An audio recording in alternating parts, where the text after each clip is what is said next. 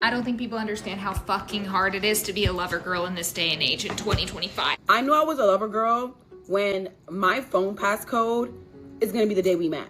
When your man hugs you a little too long and your eyes start to fill with tears. I also know I was a lover girl because every relationship that I've been in, which has only been 3, feels like the first time I've ever experienced love. He doesn't know it, but he's loving a girl who thought that she was unworthy of ever being loved.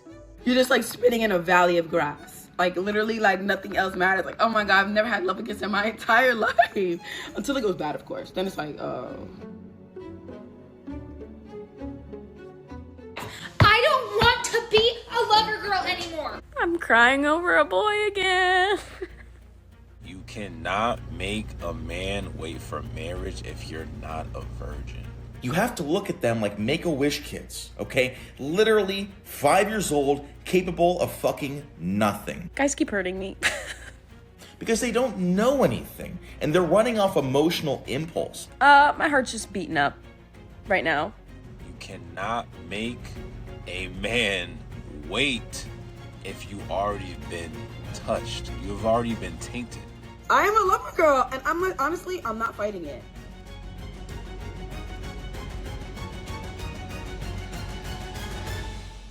To be a lover girl, just means that you have a disease.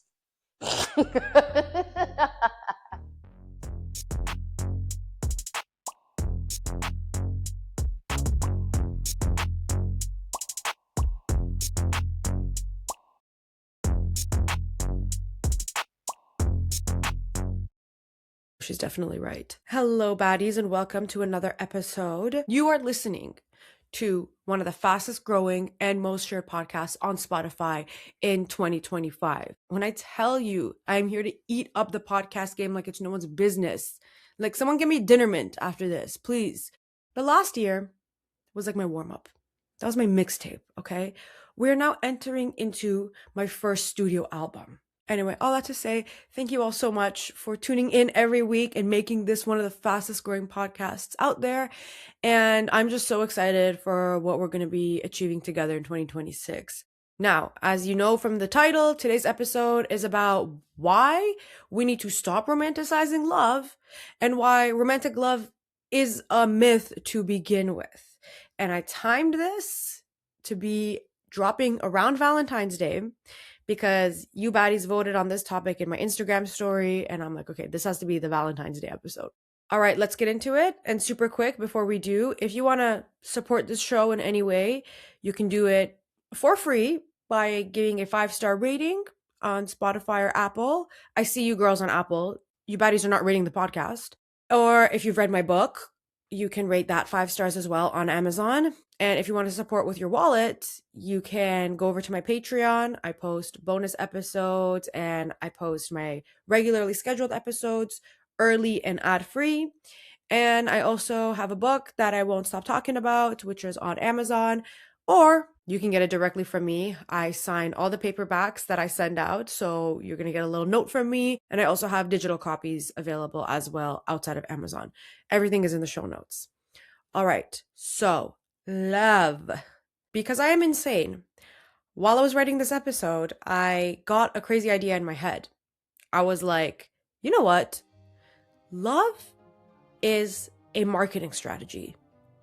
And what better way to show that than to map out romantic love to the marketing strategy funnel. If you're not familiar with marketing, the marketing funnel is essentially how you turn a regular old consumer into a loyal customer. And there's a few different versions of this funnel. I'm using a more condensed version, which has 4 steps. At the top of the funnel is awareness, then consideration, then conversion, and then loyalty. So we're going to map out romantic love along that funnel. See, this is why I'm the best bitch doing it. Anyway, so the first part of the funnel, awareness, This one's pretty self-explanatory. From the time we are little girls, we consume movies and books and all sorts of media about romantic love and how we're going to grow up one day and get married and have a husband and live happily ever after. So the awareness part is pretty straightforward and universal. The consideration part is where things start to get a little hairy. We start to find a few dingleberries in there. So in the marketing funnel, consideration means engaging with people who are interested to get them to buy in. Romantic love is a recruitment tactic into the patriarchy. It is a way that men market themselves to women because girls have already been raised with that awareness, with the romanticization of love and marriage, and so much of the media we consume is about that. Like, think of all the chick flicks, the princess movies, except for Belle. Belle is a baddie. But this all romanticizes love and marriage. So men have caught on to this and they use love, romantic love, as a way to market themselves to women. By saying, hey, I'm going to give you that romantic love that you desperately crave. I'm going to give you that romantic love that you need to be complete. It's a spell cast by men who normally don't have anything else to offer. Like, if you're offering me love, that means you're not coming with materials. That means you're not coming with a bag. That's like, you don't have anything else to offer but your love. Think about that. A man of means, a man who actually has something to offer you, will not base his whole courtship on love. I'm sorry, go look out in nature. Go look at the male animals. Look at male peacocks, male cardinals, male lions. These guys are out there whoring themselves out with colors and manes and all sorts of things to be flashy, to show the females, hey, I have something to offer. I'm healthy enough to be this beautiful, colorful peacock. And if I'm healthy, then I'm going to be fertile and I'm going to be able to produce good offspring with you and not have some rotten biohazardous DNA. Going back to humans, the worst animals who have ever existed, romantic love is a way that men market themselves to women. Okay? Especially those men who have nothing to offer. These men, I heard someone call them the unpaid interns of the patriarchy, and I love that because they truly have nothing to offer. And instead of them focusing on themselves and being like, okay, well, I'm an unpaid intern, let me go and find a full-time job and get a salary, they're like, no. You should love me as an unpaid intern. Okay, you are shallow if you don't love me as an unpaid intern. So romantic love is a spell cast by men to cope with their own powerlessness in the patriarchy, like being broke or unattractive or young and unestablished. And it's a way for them to sell this attractive myth to women. And preceding that marketing is the propaganda that we are empty without romance. We need to find our soulmate or our other half or our one true love. And nonsense like this, it's as if we are in a video game and we're on a quest to find love. And the game won't end until we find love. That's how it's framed. So of course, when you think you're in this video game, to use that analogy, you think you're in this video game where you don't win and you don't finish the level until you find a romantic love, then what happens is when that unpaid intern comes up to you and wants to court you in the name of love rather than in the name of literally anything else he can offer, then you're like, oh, okay, great. This is not an NPC in the game. This is Mario coming to save Peach from Bowser, and I gotta give into this because now I'm gonna go and complete my quest. No, like, are you stupid? Are you dumb? Maybe we were before, but now you're listening to this and you're understanding. So we can't live with this propaganda anymore, because when the revolution comes, you're gonna know that all of this was a marketing tactic to get you to open your legs and open your heart. All of this needs mental poverty to be able to function and to sell you that myth. Because mental poverty means being in a state of constantly focusing on what you don't have. And when we artificially think we need a romantic love and we don't have that, then we're in this state of mental poverty where we keep thinking to ourselves, oh, well, one day I'm going to find the right partner. One day I'm going to find my soulmate. One day I'm going to find my other half and I'm going to be complete. And so that takes that awareness phase of the marketing funnel and propels it into the consideration phase, because you think that you need what is being sold to you. It's like getting the soil ready to plant the seed. So a lover girl, not only does she have a disease, but she's also in mental poverty because she's always focused on, when am I going to find my man? When am I going to find my Prince Charming? Oh, I want to write handwritten notes for them, and I want to change my phone passcode and blah, blah, blah, blah, blah. Like, it's like you're sitting there waiting. You're a waiting duck. Is that what it is? Or sitting duck? You were literally sitting there, patiently waiting for this guy to show up. And that's called being desperate. But the thing is, we also can't 100% blame the lover girls and blame people for falling in love and loving love, because that propaganda of romantic love takes advantage of one of the most vulnerable brain states that we can ever be in.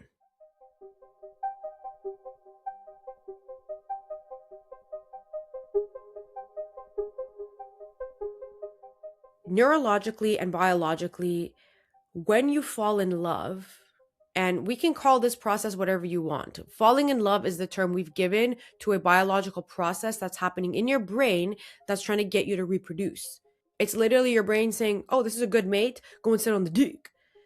So we can call it, let's just call it falling in a swamp, okay? Because language shapes the way we see things.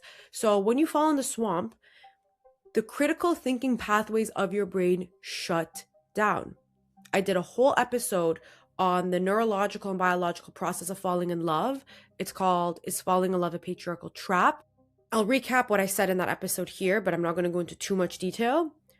Falling in a swamp is truly one of the most irrational brain states that we can be in. Because not only are those critical thinking pathways shut down, but being in that state also activates the same brain circuits as thirst, hunger, mania, and intoxication. And the early stages of that falling in swamp phase are similar to what your brain looks like when you take coke, amphetamines, or opiates, like heroin. So are you expected, if you go and shoot up, okay, if you go snort a line of coke, are you expected to make decisions that are going to impact the rest of your life while you're in that state? No. So why are you expected to make decisions about your future when you're in this state of infatuation? It's because we've called it falling in love. We've given that biological process a meaning and attached expectations to it, and norms and institutions like marriage, and also expectations around gender. And we've also framed it as a step towards an accomplishment. Because once you fall in that swamp, you're one step closer to getting married, which is an accomplishment, especially if you're a woman. So all of this marketing is trying to get you into that state of being an actual idiot where your critical thinking pathways are shut down so that you are not in a sound state of mind to make the proper decisions. And when you're stupid like that, then you're more likely to make stupid decisions. Decisions that don't benefit you, because when you're in that falling in swamp phase, you're more likely to consider the needs of your partner because you're literally addicted to them and to their presence, that your whole focus is to make sure that they are happy and they stay in your life. So someone who is diseased, like a lover girl, is I understand why people say they love because being in that phase is you are literally high, right? So of course anyone would love that phase. But let's call it what it is. It's stupidity. You are actually not in the right state of mind. In the same way that you shouldn't be driving a car when you're drunk, you shouldn't be making decisions when you're falling in swamp. Okay? So that is the consideration phase of this marketing funnel called love. Now, the cherry on top is that patriarchy has conditioned women to love men, their partners, in the same way that they would love a child. That we have to take care of them and nurture them and take on the responsibility of having them as a dependent in our lives. And that's a control tactic tied to guilt. And I'm going to read a passage from How to Hack the Patriarchy, my book, that encompasses this really, really well. And this is a quote that a lot of you have quoted back to me because you've loved it so much. So this is in Hack 7, Remove Guilt from Your Emotions. All right, here goes. Another reason you might feel guilt, you thought I was going to start with nonsense, didn't you? All right, now I have to restart. Another reason you might feel guilt, especially in romantic or social settings, is because you've assumed the mother role. Skipping forward a little bit, I can make the deek stand up. There's the nonsense. If you play a mother role for your partner, of course you'll feel guilty when you try to set boundaries or even leave him or her. It'll feel like you're abandoning a child. So patriarchy has conditioned women to think that loving a man is the same as loving a child, and it means taking care of him in sickness and in health, in, what was that stupid line? Poverty and in wealth or something like that. Like throughout, it has to be unconditional love.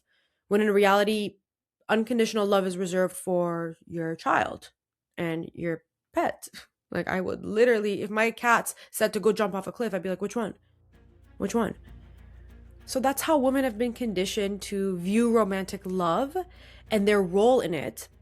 And the whole point of that is to seal the deal with marriage, which is an institution that was invented to make women the property of men. Now, marriage is the loyalty part of the funnel, which we'll get to. That's the last part. Before we talk about that, we need to discuss the conversion phase of the funnel, which is the phase that tries to get you to convert, to buy in. And a lot of what I'm about to discuss right now is going to sound annoyingly familiar because it's things that we've all been through as women.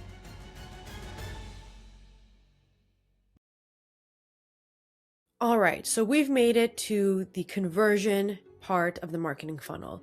To recap, there are 4 parts: awareness, consideration, conversion, and loyalty. At the conversion stage, this is where we're trying to seal the deal. Well, not we. The marketer is trying to seal the deal. And what the marketer, Mr. Marketer, likes to do is what I call the bait and switch method. Because in the consideration phase, it's all sunshine and rainbows. It's this love, beautiful love. It's so nice. And you're in that infatuation state. You're just falling into a swamp. It's amazing. It's beautiful. So you're about to buy in.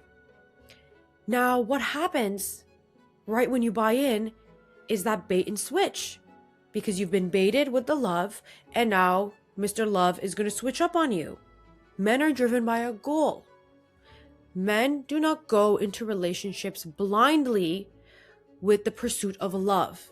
A very, very small minority of them do. I've seen this for myself.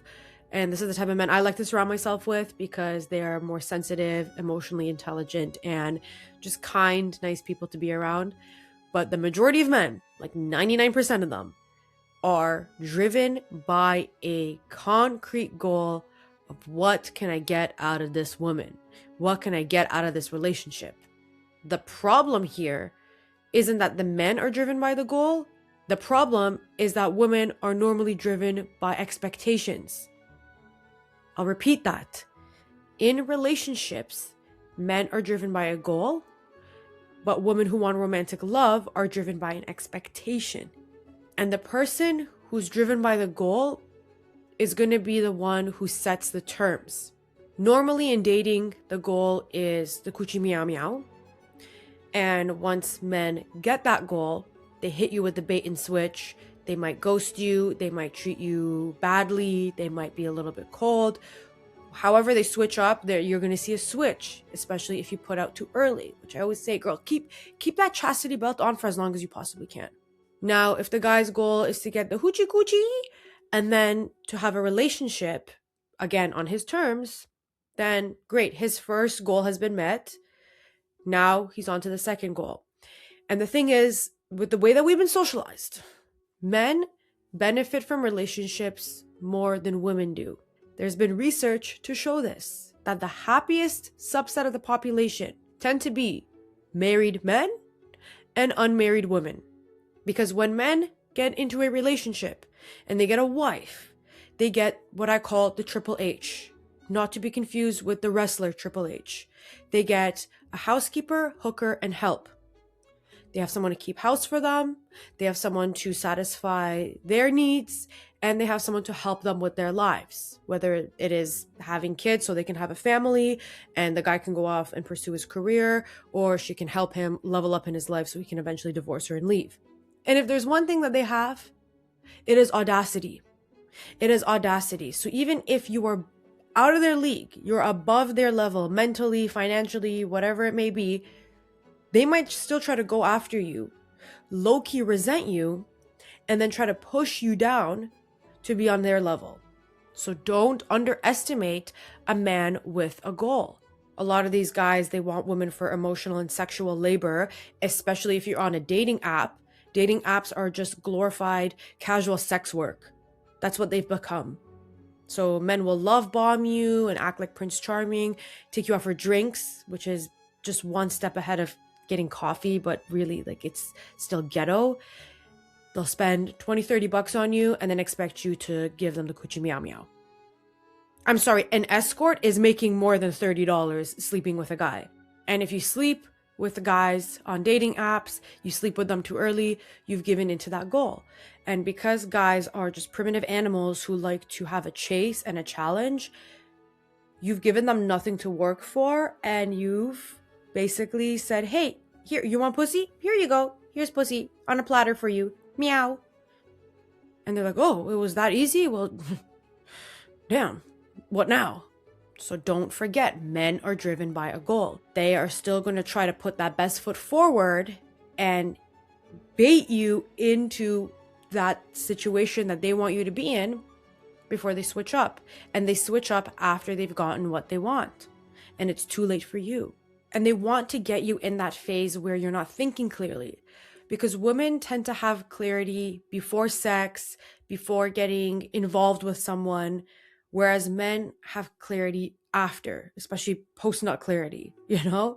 They're able to think a little bit clearly, and that's not saying much, after they've gotten what they want.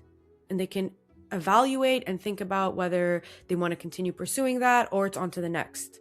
So while you're out here as a lover girl, being driven by your expectations. Oh, I'm going to find Prince Charming one day. I want to find a nice husband one day. I want to build a life with my husband one day. And you're thinking of all this baloney, these stupid expectations that are probably not going to materialize. There's a smarter woman out there being driven by a goal, saying, you know what? I want to have a career. I want to have a successful business, but I don't want all the pressure of making sure it performs 100% all the time, because that's a lot of stress to be under. So if I marry a guy who's rich enough that I don't have to worry about that financial stress, then I can focus on building my business more creatively, and I don't have that pressure and I can have more leeway. One idea.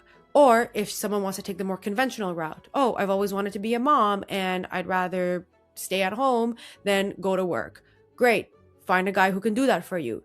Because when you're driven by an expectation, you are going to get crushed and disappointed every single time, because you put the power in the other person to deliver that expectation to you. When you're driven by a goal, you are the one who's steering the ship. You find those opportunities, you find the avenues that you can take to get to your goal. When you're driven by an expectation, you're at the mercy of other people. Does that make sense, class? Is everything, any questions? No? Good, because I'm speaking facts. Okay? So back to that bait and switch model. When you're buying into the romantic love and the man hits you with the bait and switch, it's because you've given in to the propaganda. You've given into the myth that he sold you. You've been convinced that he has something to offer you, which is love. And we're told that, oh, love conquers all. When in reality, most women let themselves get conquered by love. And that takes us to the loyalty stage of marketing, which is marriage.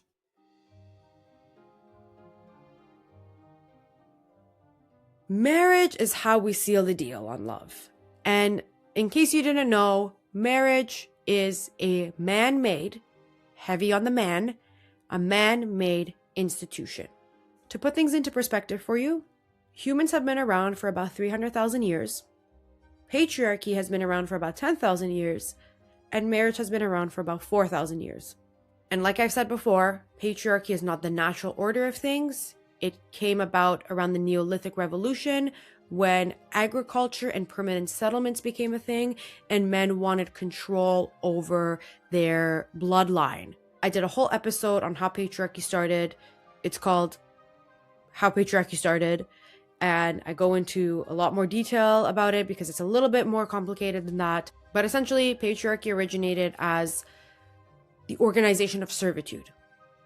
And marriage originated as a patriarchal institution to pass ownership of women from their fathers to their husbands so men could keep track of their legitimate offspring and be able to pass property and wealth onto them. Because if you're faced with two options, don't stick your d into anything that breathes versus control women and not change any of your behavior, which one are you going to go with? Simple, right? So marriage was never about love. It was about slavery. It was about property. Marriage as an institution has changed drastically over the 4,000 years that it's been around. And now it's framed as the end goal of a relationship. It's what romance culminates in. But marriages weren't about romance up until very recently, up until about, I would say, the 19th century, with the emergence of love letters, because people were becoming more literate, and courtship, and when women got the right to vote in the 20th century, because marriage was a partnership between two full citizens. But marital rape laws and laws allowing women to open a bank account without their husband's signatures, all of these things started to happen later on in the 20th century. So just because women got the right to vote didn't mean that it was all fine and dandy. But there was a sense of autonomy and personal freedom that came with marrying for love rather than marrying because your family arranged that marriage or built an alliance with another family so that they can control where their wealth goes, for example. So of course, if you're able to marry on your own terms, that's a personal choice. You have freedom. But choice doesn't always mean freedom. If you have a choice within a system that was meant to subjugate you, that doesn't necessarily mean you have freedom. That just gives you the illusion of freedom. Because while Gertrude, who now has the right to vote and open a bank account, can go and marry Elliot for love, she's still signing a contract to enter into a relationship where she's going to be the Triple H, the housekeeper, hooker, help. So marriage as an institution is still based on the subjugation of women. And marriage is the most enduring form of slavery. Because like I said, patriarchy has conditioned women to love their male partners in the same way that they would love their child. Now, this show is about taking advantage of the institutions that are meant to control us and rewriting the rules on our own terms. That's why it's one of the fastest growing podcasts on Spotify, because people want to know, the girlies want to know how to reclaim the narrative. So let's talk about that. If you are treating love as a feeling rather than as a strategy, if you are parading around as a lover girl, then you're essentially telling everybody that you've bought into the marketing tactic that the unpaid interns of the patriarchy are using. And who do you think you're going to attract? You're going to attract the unpaid intern. So if you are a lover girl, you need to focus on healing your disease and keeping your mouth shut. Do not tell men you're a lover girl. Don't go around being like, oh, I'm such a lover girl. I love. Because that is literally an invitation for them to take advantage of you. Because they already know you're going to be driven by expectations. So they can set the terms on, whatever they want because they're the ones driven by the goal. So in this case, you have to start thinking like a man. You have to be goal oriented because a lot of guys end up getting what they want. If you think about it, it's usually like one of the girls who was crying in the opening clip of this episode. That was a whole 3.5-minute TikTok about how this woman was hit with the bait and switch because a guy love bombed her and then disappeared. It's usually the women who get hurt. Not saying that women can't hurt men, but women are better manipulators and they're better liars, especially when they're driven by a goal. But men, their tool book is like 2 pages long. Actually, that's generous. Their tool book is 1 page and half the page has text on it. It's always the same tricks. So if you keep falling for the same tricks from men, the love bombing, the bait and switch, the Prince Charming act, then you're probably desperate. So heal your lover girl disease. And the way you do that is, number 1, through information, which I just gave you so much of. And number 2, through goals. The relationship shouldn't be the goal. It should fit into your goal. And you need to think about what kind of life you want to live and how that relationship fits into that. That's what separates the bad bitches from the bum bitches, from victimella. Because you get hurt and you end up in a cycle of thinking, oh, it must be me. It must be me. The world is out to get me. And then you end up like victimella. So your relationships, if you even choose to have a romantic relationship, should be on the terms that are favorable to you. But you have to be emotionally detached. I have a whole episode about this. Girly Law of Power number 6. To be successful at anything, you must be emotionally detached. It's also hack 6 in my book. I've also revamped that a little bit. It's really good. But you need to be emotionally detached and you need to think about your goal. Just like in the olden days, how marriage was an alliance, you can still use it as an alliance for terms that are favorable to you. Because at the end of the day, marriage is the biggest financial decision and probably one of the biggest emotional decisions of your entire life. But in order to make the right decision, you need to stop romanticizing love. First of all, falling is embarrassing. Why would you want to fall in love? Okay, you can grow in love. You can grow in love. Falling means that something happened by accident and you weren't in control to begin with. And your love stems from your self-love because you cannot love somebody more than you love yourself. And if you don't love yourself, then you are incapable of loving anybody else. Everything else is a reflection of the love that you have for yourself. So experience men the way you want, not the way society tells you. I saw a TikTok of somebody saying that women should have a lover because the guy should love you and want you more than you want him. And I love that because sure, go and find a lover. It's up to you. So experience men the way you want. Just because we're programmed to pair bond by falling in love doesn't mean we have to do that. Because we have critical thought and we're not in survival mode. Animals are out in the wild trying to reproduce and propagate their genes because they're in survival mode. And that's what they're doing, only what they're programmed to do. But when you're not in survival mode and you can be in a creative mode, you can be in a thriving mode, then you no longer have to do what you're just programmed to do. You can do things that you want to do. On that note, I'm going to end the episode here. Thank you all so much for coming out tonight. And if you love the podcast, make sure to rate it 5 stars. And if you want to get a copy of my book directly from me or on Amazon, the link is in the show notes. All right, in the meantime, cure yourself of your lover girl disease. And don't forget that you're the baddest bitch in any building that you step foot in. All right, until next time, stay bad. Love you. Bye.